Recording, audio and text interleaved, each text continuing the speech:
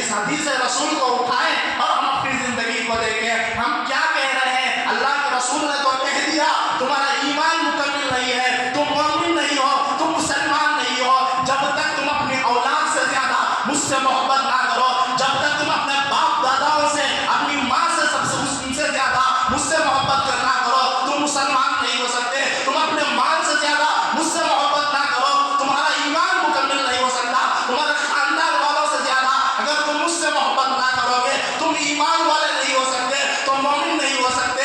تو عزیزان محترم ہم اپنی زندگی کو دیکھیں، کیا ہم رسول اللہ کو سب سے زیادہ محبوب سمجھتے ہیں؟ کیا آج ہمارے پاس اللہ کے رسول سب سے زیادہ محبوب ہے؟ نہیں، کسی کی اولاد سب سے زیادہ محبوب ہے، کسی کے والدین سب سے زیادہ محبوب ہے، کسی کی تجارت سب سے زیادہ محبوب ہے، کسی کا گھر سب سے زیادہ محبوب ہے۔ عزیزان محترم ہم مومن ہو ہی نہیں سکتے کیونکہ رسول کا فرمان ہے، رسول کے فرمان سے ہم نے خدا کو مانا ہے۔ ایک فرمان کو ہم مان رہے ہیں، دوسرے فرمان کو ہم کس طرح چھوڑ سکتے ہیں؟ جب تک ہماری نسلوں میں ہمارے دل میں سب سے زیادہ محبت رسول اللہ سے نہیں ہوگی ہمارا ایمان مکمل نہیں ہو سکتا۔ چلو وہ صحابہ اکرام کی زندگی میں چلتے ہیں، وہ صحابہ رسول کو دیکھتے ہیں، وہ کس طرح اللہ کے رسول سے محبت کیا کرتے تھے۔ عزیزان محترم بے شمار روایتیں ہمیں مل جائیں گی، بے شمار روایتیں ہمیں مل جائیں گی جو صحابہ اکرام نے اپنی مال سے بڑھ کر، اپنی اولاد سے بڑھ کر، اپنے خاندان سے بڑھ کر اللہ کے رسول سے محبت کرتے ہیں۔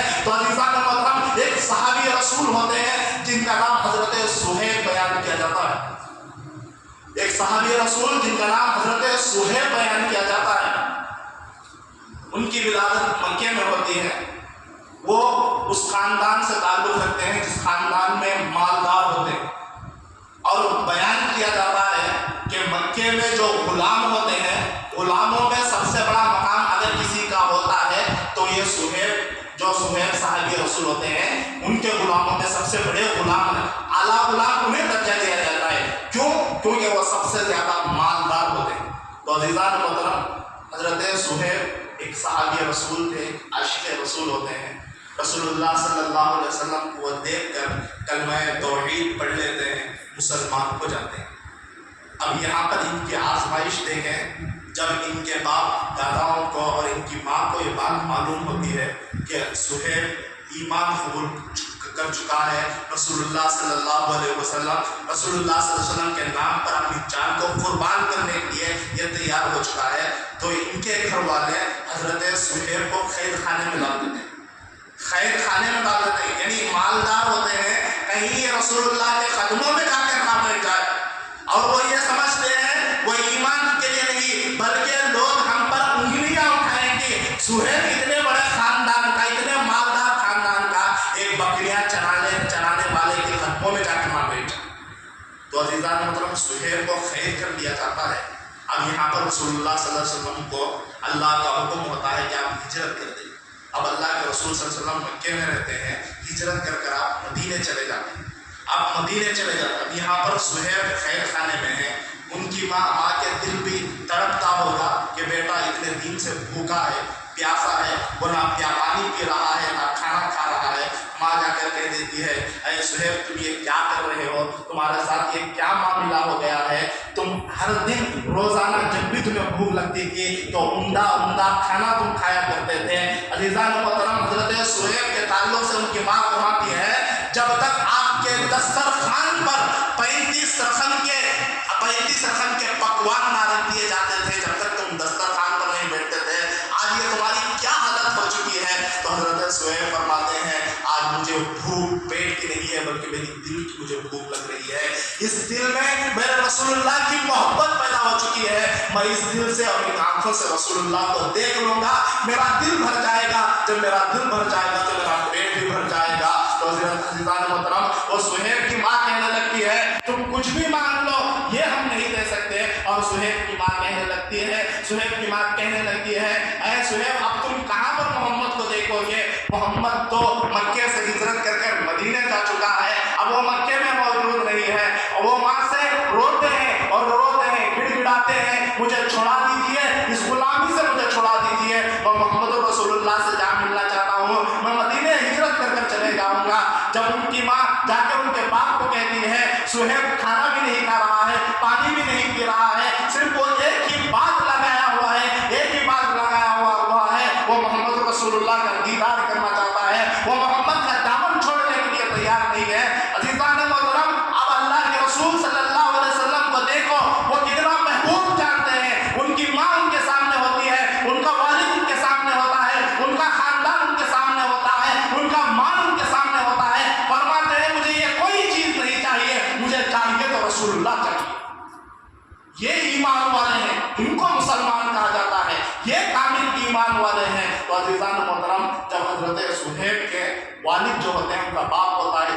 सुहेब को कहता है कि अब तुम्हारी जिद को तुम छोड़ दो वरना मुझसे बुरा कोई नहीं होगा। हजरत सुहेब कहते हैं ऐ बाबा जान मेरा जिस्म पर जितने चीजें मौजूद हैं सिर्फ वही मेरे तेरा दिया हुआ है। आज तक मैं जो भी खाया हुआ हूँ तेरा ही खाया हुआ हूँ। हर चीज कहना लेकिन रसूलुल्लाह का दामन छोड़ने के लिए ना कहना। मैं अपनी जान दे दूंगा लेकिन रसूलुल्लाह की दामन नहीं छोड़ूंगा, रसूलुल्लाह का नाम लेना नहीं छोड़ूंगा। अब उसका वालिद भी परेशान हो जाता है। अभी ये सोचता है कि ये हमारे सामने रहकर ईमान नहीं छोड़ेगा, ईमान नहीं छोड़ेगा बल्कि इसे हम आजाद कर देंगे। ये जब मदीने जाएगा रास्ते में हम इसके ऊपर हमला करा देंगे। ये डाकुओं को देखकर डर कर कहीं हम डर कर हमारे पास भाग कर आकर ईमान को छोड़ देगा। हजरत सुहेब को छोड़ दिया जाता है।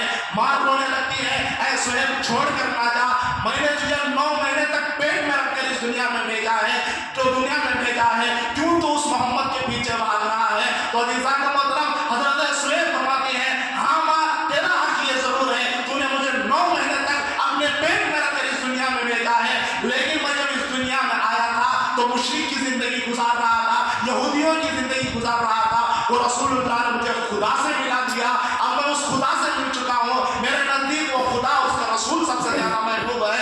ये कहकर हजरत सुहेब निकल जाते हैं। उनकी माँ आवाज लगाती है ऐ सुहेब तुम जब हम हमें छोड़ कर जा रहे हो जो उम्दा लिबास पहने हो उस लिबास को तो निकाल दो, उस लिबास को तो निकाल दो। इतने मालदार इतने खानदान वाले वो सोचने लगती है माँ अगर कपड़ों को निकाल के दूंगा तो इनके पास कोई लिबास नहीं है, शर्म से ये घर से बाहर नहीं निकलेंगे। तो अज़ीज़ान मोहतरम जैसे ही माँ कहती है वो अपने लिबास को निकाल देते हैं, नंगे हो जाते हैं, नंगे हो जाते हैं। वहां पर एक टाट होती है जिसे थैला कहा जाता है, उस थैले को उठाते हैं, आप बन लेते हैं, उसे नाक से नीचे बांध लेते हैं और एक थैला उठाते हैं, उसे आप अपना कमीज बना लेते हैं, अपना जुब्बा बना लेते हैं और जुब्बा बना कर जाती है। माँ कहने लगती है अरे बेटा मैंने तुम्हें लिबास इसलिए मांगा था तुम शर्म से कहीं बाहर ना निकलो। तो अज़ीज़ान मोहतरम वो हज़रत सुहेब फरमाने लगती है अगर मैं आज इन दुनिया वालों के सामने मुझे शर्म आ जाए, रोज़े महशर के दिन आखिरत के दिन मेरे नबी के सामने मैं अपना चेहरा किस तरह दिखा सकूंगा, मैं अपना चेहरा किस तरह दिखा सकूंगा। रसूलुल्लाह को भी चेहरा हमें क़यामत के दिन दिखाना है, खुदा को भी अपना चेहरा दिखाना है। तो रसूलुल्लाह सल्लल्लाहु अलैहि वसल्लम का वो आशिक़ रसूल ये कहकर बाहर निकल जाता है। अब मदीने की गलियों के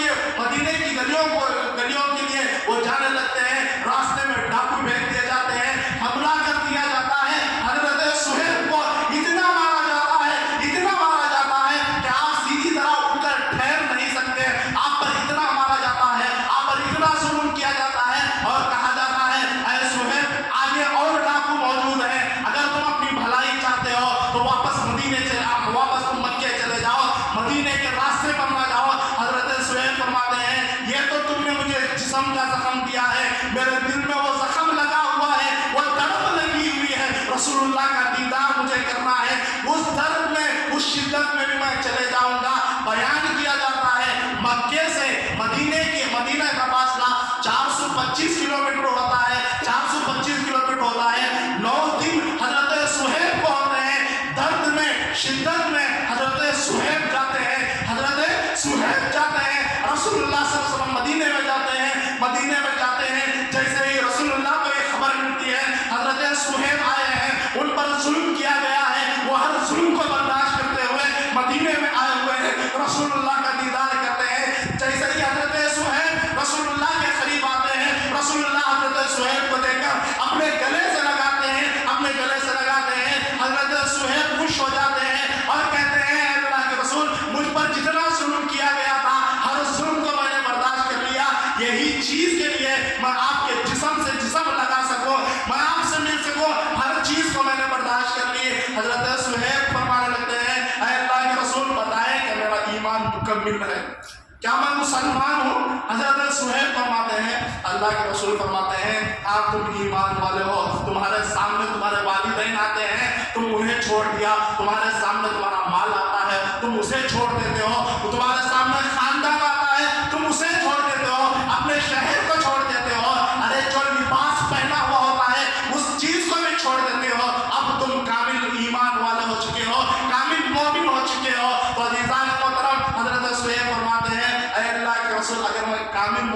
चुका हूँ, कामिल मुसलमान हो चुका हूँ, तो मुझे तोहफे में कुछ दे, मुझे इनाम दे, मुझे तोहफे में कुछ दे। तो हजरत अल्लाह के रसूल पूछते हैं, ऐ सुहैब तुम क्या चीज मांगना चाहते हो, मांगो मैं देने के लिए तैयार हूँ। हजरत सुहैब फरमाने लगते हैं, आप जो चादर ओढ़े हुए हैं, आप जो चादर ओढ़े हुए हैं, उस चादर को मुझे तोहफे के तौर पर देते हैं। तो अज़ीज़ान मोहतरम, अल्लाह के रसूल की उस चादर को उठा लेते हैं, अल्लाह के रसूल हजरत सुहैब पर उड़ाते हैं, सुहैब के पास उड़ाकर मदीने की तरफ देकर हजरत सुहैब फरमाने लगते हैं, अज़ीज़ान मोहतरम, सुहैब कहने लगते हैं, मेरी माँ ने अपनी रहमत की चादर निकाली थी, आज रसूलुल्लाह ने अपनी रहमत की चादर डाल दिया है। तो अज़ीज़ान मोहतरम, हजरत सुहैब ये मदीने में ये वसीयत करते हैं, जब मेरा इंतकाल हो जाए, जब मैं इस दुनिया से चला जा चुका हूँ, मेरा कफन बनाओ तो इसी चादर में बनाओ, इसी चादर में बनाओ। तो अज़ीज़ान मोहतरम, रसूलुल्लाह हजरत सुहैब का जब इंतकाल होता है, जब उनका कफन तैयार किया जाता है, तो इसी चादर में रसूलुल्लाह सल्लल्लाहु अलैहि वसल्लम की चादर में आपको कफन दिया जाता है। ये सहाबी रसूल का ईमान था। आज हमारा ईमान क्या है? आज हमारा ईमान क्या है? आज मीलादुन नबी है, रसूलुल्लाह सल्लल्लाहु अलैहि वसल्लम की मीलाद का मौका है, रसूलुल्लाह की विलादत का मौका है। हम तो बड़े बड़े काम नहीं कर सकते, जिहाद नहीं कर सकते, हम तो अपने घर को नहीं छोड़ सकते, हम क्या कर सकते हैं? आज हम टूटे फूटे बैठ कर यहाँ पर चंद बातें रसूलुल्लाह की सुन रहे हैं, चंद नसीहतें अब्दुल्लाह के रसूल के सुन रहे हैं। तो अज़ीज़ान मोहतरम के तमाम सहाबा इकराम हैं जो अल्लाह के रसूल सल्लल्लाहु अलैहि वसल्लम की शान में अपने हर चीज़ को कुर्बान करके आए जाते थे। बेशुमार रिवायतें मौजूद हैं, लेकिन इन रिवायतों से हम सबक क्या हासिल कर रहे हैं?